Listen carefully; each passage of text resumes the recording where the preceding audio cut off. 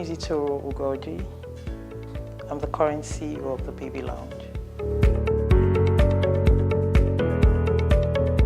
I'm off and on around about 15 years. Actively, the Baby Lounge restructured and reinvented 3 years.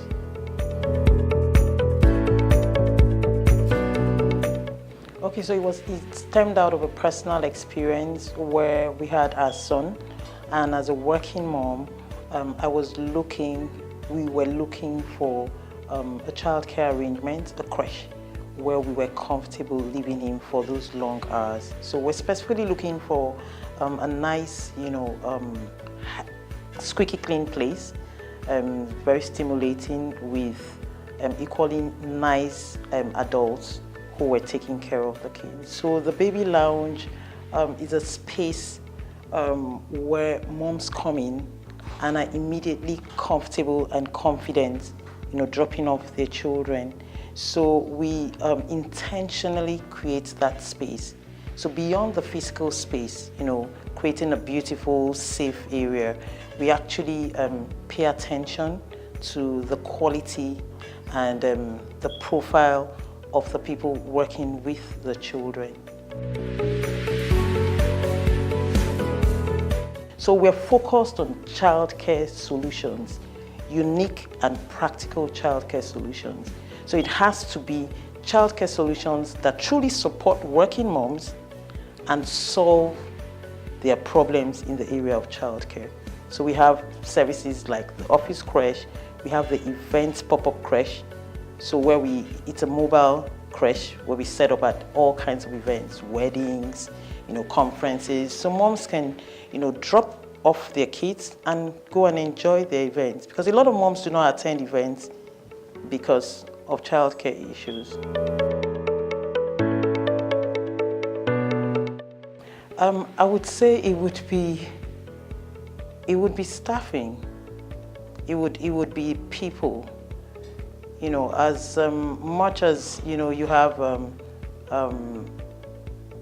large number of people seeking jobs out there, it is extremely difficult finding people who are truly employable and people who truly care for kids, young kids. It takes a whole lot of, much more than passion, to work with these children, because it's not your regular work.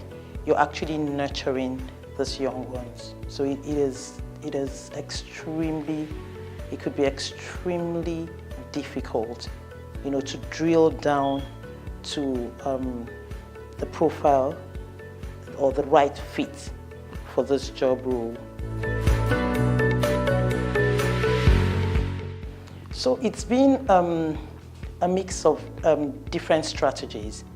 So direct references, but that's not even a guarantee.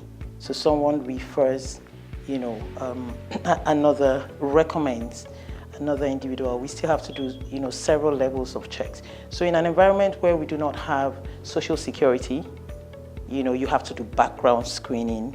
You have to be certain that the person you're recruiting is not a pedophile. You also have to do personality checks to be sure that this person truly, loves and is patient, enough to work with these kids. So it's a mix of different strategies.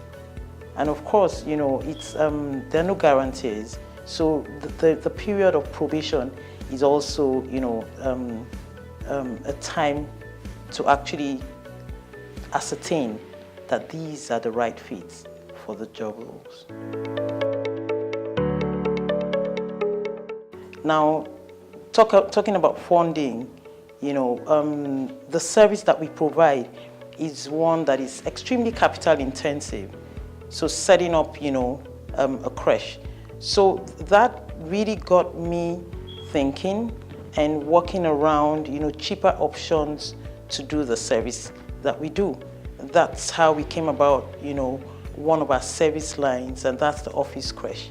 So we set up crèches in the offices, we say to employers, give us a space. We tell you how to use your space. We recommend furniture and fittings. We help you with the design. We just generally help you with a framework on how to run that. And then we just bring on our expertise. So the assets are yours, but we just bring on our expertise. So that way, we are not carrying any major overheads. So that's one, that was one of the ways of, making it easier for us to run the business.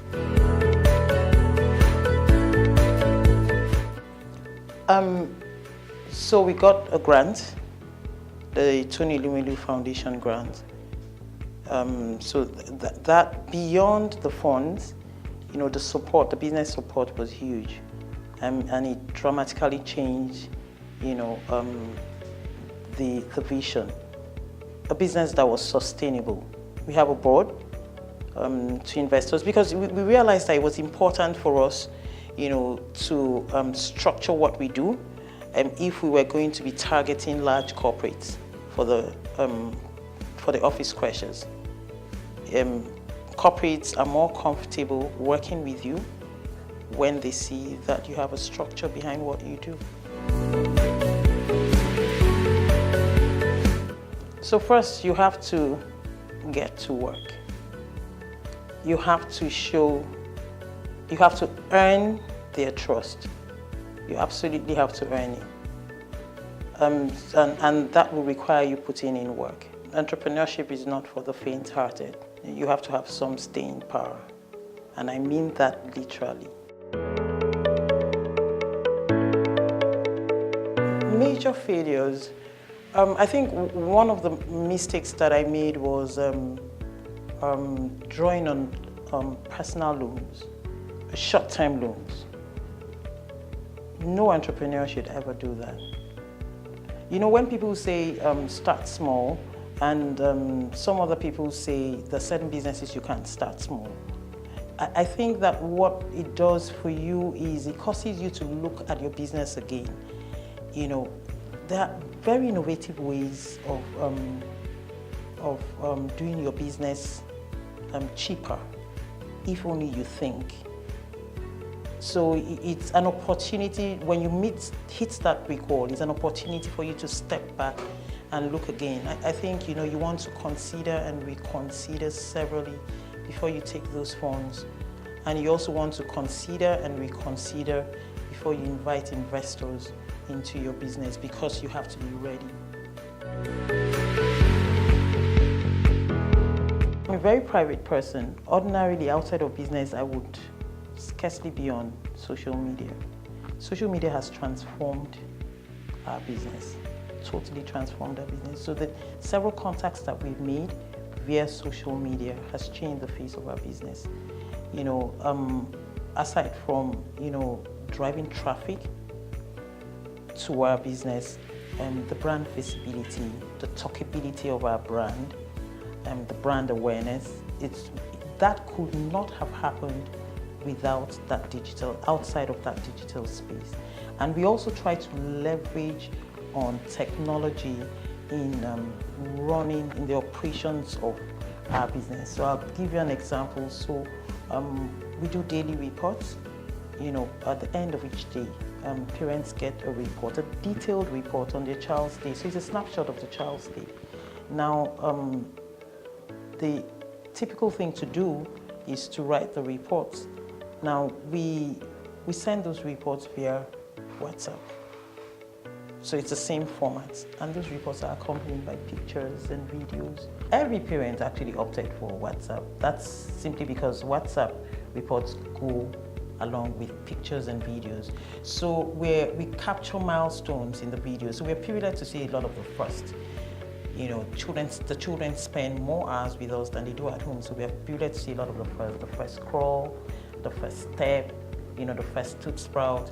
So with the first steps or the first crawl, we do short videos and send them to the parents. So they do not completely miss out on those milestones. So with the WhatsApp reports, it's a snapshot of the child's day. So all of their routines are captured. Their feeding routines, their sleep routines, their diaper changes for the babies, the toddlers, their toilet routines, because most of them are being potty trained. Potty training is actually a core part of the curriculum. For the toddlers, it's a lot of school readiness skills. Okay, so we capture all of those details and highlights of the activities for the toddlers, the toddler community, and we send those reports to the parents. So every day, at the end of each day, the parents, gets that. So they don't completely miss out on their child.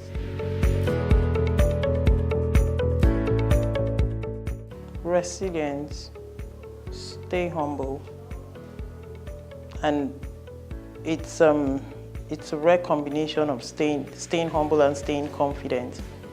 You do not have to suck up to people. Just stay humble. No market can be truly saturated that you cannot find a niche or find a space in that niche. And I was thinking about saturation, really. So you soak a towel in water, right? It's taking all the water, it's saturated. But guess what? When you squeeze, more water comes out of it. Just find your voice, find your flavor. Just stay true to your vision, and you'll come through. Sooner than later, the world will recognize your value.